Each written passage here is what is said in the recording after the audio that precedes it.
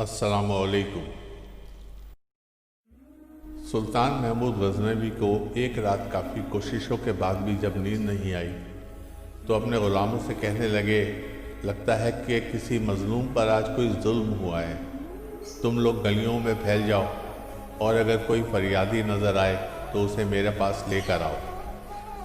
تھوڑی دیر بعد وہ سب واپس آ کر کہنے لگے، سلطان ہمیں کوئی بھی فریادی نہیں ملا، آپ آرام سے سو جائیں۔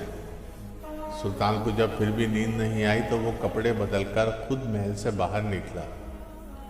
محل کے پیچھے حرم سرا کے نزدیک اسے کسی کی فریاد سنائی دی، اے اللہ، سلطان محمود محل میں عیش و عشرت کی زندگی گزار رہا ہے اور محل کے عقب میں مجھ پر یہ ظلم توڑا جا رہا ہے۔ سلطان نے کہا، کیا بات کر رہے ہو؟ میں محمود ہوں اور تمہاری فریاد رسی کے لیے آیا ہوں۔ مجھے بتاؤ کیا ظلم ہوا ہے تمہارے ساتھ؟ آپ کے خواص میں ایک شخص جس کا نام میں نہیں جانتا ہر رات میرے گھر آتا ہے اور میری بیوی پر ظلم و تشدد کرتا ہے۔ سلطان نے پوچھا، اس وقت وہ کہاں ہے؟ اس نے کہا، شاید وہ اب چلا گیا ہو۔ سلطان نے کہا، دوبارہ جب وہ آئے تو فوراً مجھے اطلاع کر دو۔ پھر سلطان نے محل کے دربان کو وہ شخص دکھایا اور کہا، جب بھی یہ دربار میں آئے اسے سیدھا میرے پاس پہنچا دو، اگر میں نماز کی حالت میں بھی ہوں تو پرواہ مت کرنا۔ اگلی رات وہ شخص سلطان کے پاس آیا۔ سلطان اسی وقت تلوار ہاتھ میں لیے اس شخص کے ساتھ چل پڑا۔ جب اس کے گھر کے قریب پہنچا تو اس سے کہا کہ گھر کے سارے چراغ بجھا دو۔ پھر اندھیرے میں ہی اس کے گھر میں گھس کر اس شخص کا سر تن سے جدا کر دیا۔ پھر سلطان نے حکم دیا کہ چراغ روشن کر دو۔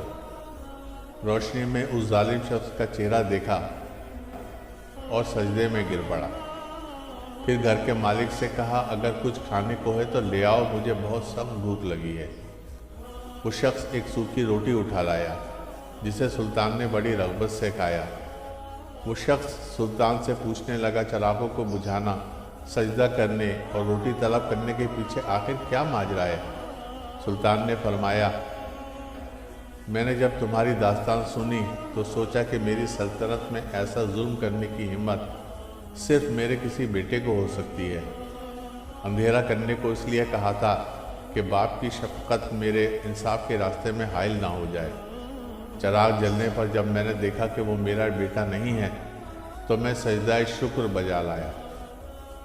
کھانا اس لیے مانگا کہ جب سے تمہاری مصیبت کا علم ہوا میں نے اللہ کے سامنے قسم کھائی تھی کہ جب تک تمہیں انصاف نہیں مل جاتا میرے اوپر روٹی حرام ہے۔ اس وقت سے اب تک میں نے نہ کچھ کھایا اور نہ پانی پیا تھا۔